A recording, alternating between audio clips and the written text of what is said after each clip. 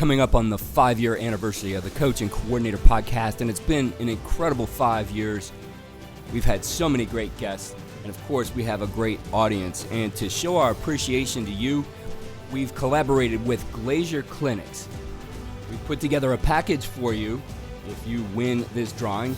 It's a Glazier season pass for your entire coaching staff, which includes your high school, junior high, and feeder programs, unlimited access to all the Glazier clinics, unlimited Glazier Drive access. That's a $399 value. We've also put together a travel package for you. Travel expenses for one clinic, hotel, flight, rental car, or mileage, up to $1,500. So it's easy to enter to win. Go to glazierclinics.com/win. We will announce the winner on December 12th, which again is the 5-year anniversary of Coach and Coordinator. We appreciate all of you, and good luck in the sweepstakes. Get all the details and enter to win at glazierclinics.com/win.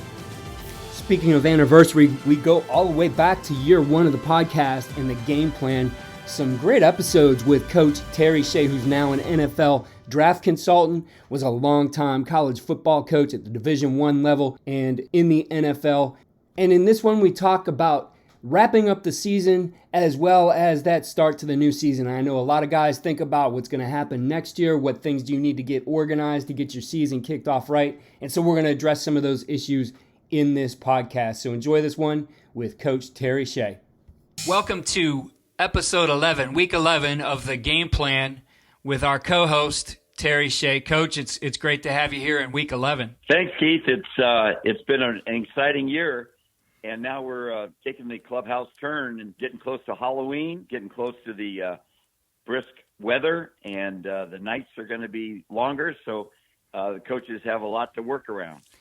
Definitely, Coach. And as we approach this part of the season, we're going to kind of take two different paths in our podcast. We're going to, number one, address those teams who are still playing, who have the opportunity to extend their season in the playoffs.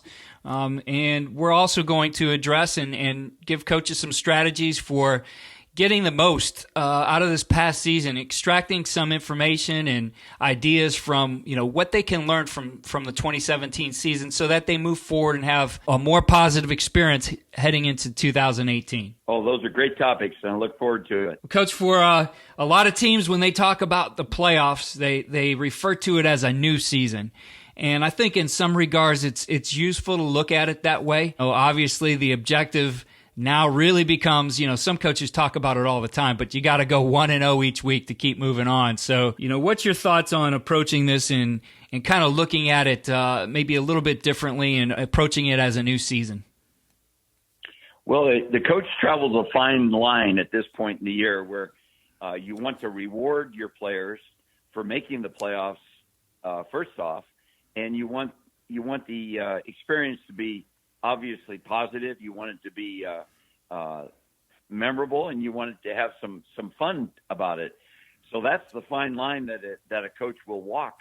He'll try to balance himself on that part of the ledger. But then the other part is, as I've learned personally from an experience, you don't want to necessarily take your foot off the pedal either. You want to keep driving your players to excel and to go beyond the first week of a playoff opportunity. You want them to strive for greatness, and boy, that's the message that a coach has to deliver without pounding the rock so hard that the players start to wear down on you going into that first or second week of the playoffs. And for some teams, it is a really neat opportunity, and there's all kinds of different playoff systems. Some teams have known for weeks that they're going to be in the playoffs. Other teams got to wait for all the scores to come in on Friday night. And, I can remember having those seasons as a high school coach where you're sitting there and you're looking to see, okay, where are we at? Are we in? Are we going to have a home game? Because those computer points really matter. So, it's a little bit emotional as you head to the weekend and for your players as well. And I think part of it for those kinds of teams who are on the brink is realizing like the emotions of it, and the players are going to go through that over the course of the weekend. And then, you're going to have to address that and hit the ground running on Monday. You sure do. I want to share a personal experience, if I could, with the coaching audience. Coaching my very first year as a head coach in the NC2A Division I level at San Jose State, and we had to play our season out and finally win the final game of the year against a very tough Fresno State team. They were ranked at the time, and we beat them handily, and we earned a chance to move on to a bowl game. And now we were in the rankings as one of the top 20 teams in the country. And we went to our bowl site, and this is very similar to what maybe a coach will go through with his team. And then all of a sudden, the very first opportunity of practice or whatever it might be, and you see your players letting up. You see them relaxing to the point where distractions can set in. And I remember taking that team aside and challenging them as to, you're better than average, and you've got such an opportunity to grab the biggest prize of all, and that's a bowl championship, very much like a state championship. So as a coach, you have to continue to drive the level of acceleration of your players and make sure that they're on track and understand how great they can be. I think that's the way you build a message around, keeping the players motivated, is talk about, greatness of this team and what we can accomplish, and don't settle for below the line. And so coaches need to bring that message to their players when they get into those playoffs opportunities, and particularly the initial days of each practice. Keith, the further you go into the playoffs, I know some high schools will play almost through or up till Thanksgiving. A lot of the students by that time are on, Thanksgiving break, or they're thinking about Halloween or whatever it might be. Mm-hmm. And you've got to make sure your players don't fall to the distractions of a long season. Yeah, definitely. There is the challenge of it really seeming, like it's gone on forever. Because when you think about it, depending on where you are in the country, you may have been doing this since May in spring ball, and carrying it through the summer. That it is quite a long season, and you and I have talked at length about different things you can do to adjust your practice schedule and to take into account, what your players need as you get late into the season. And certainly those things do apply now. I think, when I look at it in the times I've been able to, be an assistant or a head coach in the playoffs, we really, I think, did a good job of embracing and recognizing that we've accomplished a lot to get there. And, in Ohio, it's, the top 8 in each region make it. So, that's out of anywhere from 25 to 30 teams. So it is an accomplishment. It is quite a battle to be able to get those points, and especially to be able to get a home game. And, we certainly spent a good part of our Monday, pre-practice addressing that and making our players understand that this is a reward. It's, not obviously to be looked at like, geez, we've been really doing this a long time, but that you want to continue week to week throughout the playoffs. And I think one area, and we can revisit this, we've talked a little bit about it, one area that gets tough is those younger players no longer have a game at the end of the week. You're only playing that varsity game. So we've shared some ideas, but let's revisit maybe a few tips we have for making sure that those younger players stay engaged, because this is a tremendous opportunity for them to continue to develop. Well, I know we certainly hit on one aspect of developing the youth of your team, and that was to allow the younger players 15 or 20 minutes of practice time where they can execute the offense or execute the defense.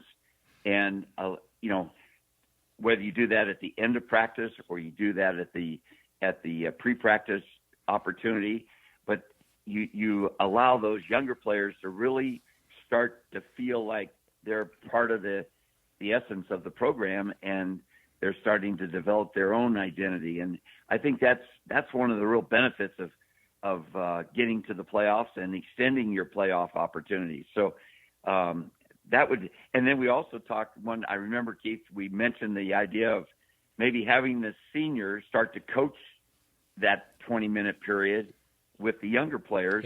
And that way the seniors feel like, man, this is the legacy that we can leave with our football team. So there's a lot of really unique ways to approach the development of your younger guys.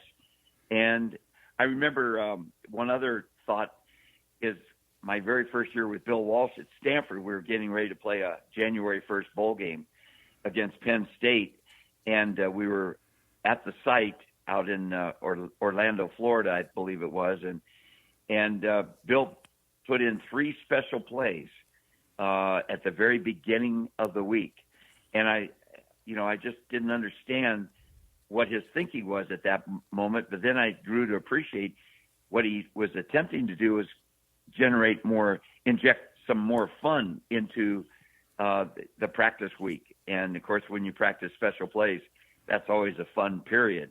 And so he allowed that to be kind of a springboard to where he allowed the players to kind of relax and in a way enjoy the very first part of a very intense week of preparation for any playoff game. Coach, the other aspect of this is the preparation for coaches is a little bit different. So over the course of your season, when you're playing in a league or a conference, you have quite a few opportunities to see that previous opponent. And, it's always, as you go through the year, deciding which games you need to look at, which ones are most applicable. But at this point, and usually it's dictated by state associations, that you're going to share the last 2 or 3 games or whatever it might be. So now it's really paying attention in those games. While you may have developed tendencies over the course of the year, those don't necessarily apply. That it's really down to your last few games that you might have exchanged with this opponent who is not in your conference and you're not used to playing. So that you need to look at that as well and go back to the beginning of what we said about breaking some of those tendencies and looking to what you can do within that set of the last few games to maybe add a wrinkle or two. Oh, I think that's a great course of action. Another idea would be to appoint one of your younger coaches or maybe 2 younger coaches to go back and review your entire season of video and look at games 1 through 7 or 1 through 8 and see if they can extract certain things that you did very, very well that you may have forgotten about and put those in front of the staff with the idea that, hey, maybe there's something we did so very well early in the year that our opponent won't be quite prepared for it because they're studying the more recent game tapes. And now you've got something you can build from within. And that's a very worthwhile self-study project that a head coach could assign to a couple of younger coaches and get that information in front of each other before you actually set down your final game plan. And I think it's a good way to add value for those guys too, because those younger guys, maybe they're JV coaches or freshman coaches for you during the season. Obviously, with their teams done playing, they certainly can stay engaged and get involved in some things like that as well. So I think that's a great suggestion, Coach. Well, you want to be, in any of these types of projects, you want to be very defined on what you need to direct your young coaches toward. So as a head coach, you want to be very specific about here's what I'd like you to look for in the previous 7 games of the year, our early games. And so make sure that, you kind of map out your plan and offer that to your young coaches and let them fill in the blanks. And that would be true of any project that a head football coach gives to his coaching staff. Coach, we're going to turn the table here and speak to those teams who have put the equipment away. Actually, in Alaska, they've already played their state championship. And we're going to have one of their coaches, one of the winning state coaches on the show. But most of the country is in the playoffs now in their states. But obviously, there's been those teams who didn't quite make it. I've been on that end of it too, sitting on that final night watching watching those computer points come in and realizing, oh man, we're going to come up just short. And obviously, there's the disappointment with that, and you want to be playing and continuing your season on. But it's also an opportunity, if you do it the right way, to learn a lot from the past season and be able to take that and move forward the right way. And we're going to talk about this weekly, but the area we're going to focus on today is wrapping things up with players the right way. And a lot of teams do this. I think some good practice for this is to have an exit interview with your players. But obviously that needs to be done the right way. I've seen younger coaches kind of get tripped up here, and it turns into a session where the player just comes in and maybe vents about things that he wasn't pleased with during the season, and certainly that's not going to be productive for either party. This is a chance to strengthen a relationship with a coach, to help him have some understanding of what his player needs moving forward, and then obviously address those things as you start to plan for the 2018 season. Oh, yeah. Just well presented, Keith. I believe every coach, has a plan for the season. He has a plan for the off season, but he needs to have a plan for the postseason. And the postseason is what you do with your football team before the off season kicks in, and how you wrap up the previous 3 months of the regular season. So that's important, that a coach have a well thought out plan on how he handles what I call the postseason, and that involves giving each and every one of his players an opportunity not only to meet with his position coach, which I would highly encourage, but to meet with the head coach. And we can call it an exit interview, we can call it a final meeting, but it's a one-on-one session, and a coach has to really create the environment for these sessions to really have value. You don't want to be sitting at a desk where 3 other coaches are in the same room. You want to have a very isolated meeting room where the player walks in, he knows exactly how many minutes that he has to engage with the head coach. Maybe it's a 20-minute time frame. Maybe I remember when I was in college, you're dealing with 100 and some players. So you have to really be careful about making other players sit outside your door and wait for their opportunity. So you want to be very disciplined. You want to have some good definition to allowing the players to understand what the meeting is meant for. And a coach has to make sure he allows the player to talk. So often a coach dominates the session with his verbiage and with his ideas.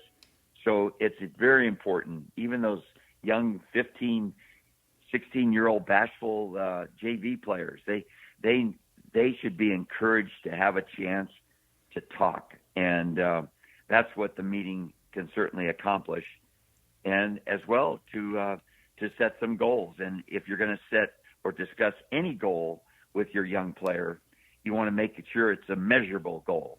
You don't want to just talk in abstract terms. You want to make sure that he can walk out of that meeting and go back to his family and say, you know what, Mom and Dad, Coach gave me, 2 really strong goals to work on as the off season's coming up. So those are some ideas, and make sure that there's no distractions. There's no one else in the room, so that the player feels like it's very confidential, and make sure he understands that he has so many minutes to handle the session with, and give him something he can hold on to when he leaves your office. And so that's what I would offer the coaches that plan to meet with each player individually, which I think is an imperative opportunity for those players to develop and grow, and to obviously meet with your seniors at some point one-on-one. Coach, I think some coaches, as they start to become veterans, really know how to handle these types of meetings. They become used to doing it. For those younger coaches especially, and to provide some structure for the meeting, I always like to, on the day that we collected equipment, we would have a schedule up there for players to sign up for meetings with their coaches. We would, make ourselves available, obviously, on those days. And we would give our players a questionnaire. And on that questionnaire, we would have things that obviously would help them set some goals. It'd give their feedback on the season, how they felt about how they performed, how the team did, identifying maybe some problem areas. And, I just had a coach the other day message me and say, would you allow your players to evaluate you? And I think the answer is a resounding yes. It's an opportunity for you as a coach, and I don't care what stage you are in as a coach, to learn and grow and see what things are working well for you and maybe some areas that you have to improve on.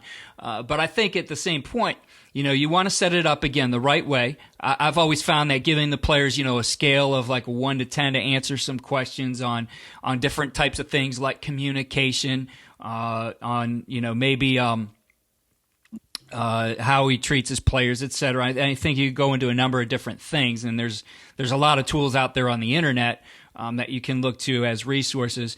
But I think the scale starts to give you a better idea, but it should be served as a talking point. So it comes up, and you can use that to serve as a structure for that exit interview, and allow players, again, to give you feedback, hear what they're saying.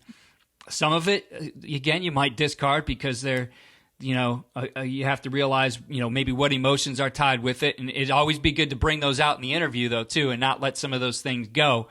It's your opportunity to question players and dive deeper into some of those topics that can help you improve as a coach. Oh, that's a great approach, and it gives, as you mentioned, it gives the meeting room really good structure. I remember as a position coach, I would give out a questionnaire or a survey, as you mentioned, and then I'd make sure that they brought that survey or whatever the questionnaire entailed, they brought that with them to the meeting with me. So I think that, as you mentioned, that gives you kind of fuel for discussion, and it's a great way to initiate a meeting and give the meeting some real value. This coach at Notre Dame, I heard Brian, I think his name's Brian Kelly, the head coach at Notre Dame, and I heard him speak just maybe a month before the season, and he talked about last year as the head coach at Notre Dame, he really felt like he let his players down. And this year, he's much more on point, and he credits that to individual meetings he held with his players where the only issue of discussion was, how can I be a better head coach? And I want to hear your thoughts on it. And he said it takes some courage to be that direct and for a player to be that open-minded and honest with the head coach. But he says he grew so much from that off season, going into this year that he felt like that was a turning point in his coaching career. And of course, Notre Dame's having a pretty strong season so far. Yeah, definitely. I think the point there is that as coaches, whether you're the head coach, a coordinator, an assistant coach, your job ultimately is to serve those players and to do your absolute best for them. And I think if you can be open to some constructive criticism, realizing, the younger the level you coach at, that it might not always be as constructive as you like. And again, we're dealing with adolescents, but at the same time, understanding that there's a nugget of truth in there that they're trying to communicate, and extracting that and seeing what we can do to become better as a coach. And players will see that. They'll respect that, I believe. They'll see the work that you're putting into it. And obviously, if you've listened and worked to improve yourself, the next year you're going to have a stronger relationship with those guys because they see you out there working as hard as they are to craft your skill as a coach. Oh, excellent points. I'm not sure where our time limit is right now, but I want to make sure that all the playoff coaches that are in the audience remember to practice their onside kick, because you just never know if you're going to need it, or if you want to use it as a surprise element coming out at halftime, or whenever it fits the personality of your team. I remember being in a bowl game and had my San Jose State team onside kick with a 2-touchdown lead, and we didn't get it. But our defense went in, and they knew we were going to use it, and they were prepared either way. And of course, they kept them out of the end zone because they were prepared, and using an onside kick as a surprise sometimes can set a mind. It can kind of create a mindset for your team that we're going to be aggressive, we're going to be confident, and we're going to go for the jugular. So I want to encourage all the coaches to make sure they practice that part of their special teams as they get into the playoffs. Absolutely, Coach. You and I had an early season podcast where we were talking about practicing all those rare situations that come up and making sure you're prepared. And, you may have worked on those over the course of the season. If you have some time, it's I think, worth going back to listening to that podcast and maybe making a checklist of some of those things that now, you want to be sure you're prepared for, because it's do or die. You don't want to be putting the equipment away at the end of the week. You want to be living for at least one more week and continuing your season. So that's a great recommendation to our playoff coaches. I want to say to all of those out there, we're going to continue again with this podcast next week and offer some ideas for those of you who continue to move on in the playoffs, and to help those coaches who are into their off season now, getting ready for 2018 and doing some planning and organization. So best of luck to all coaches this week in the playoffs. Great, Keith, and I wish every coach a great conclusion to your season.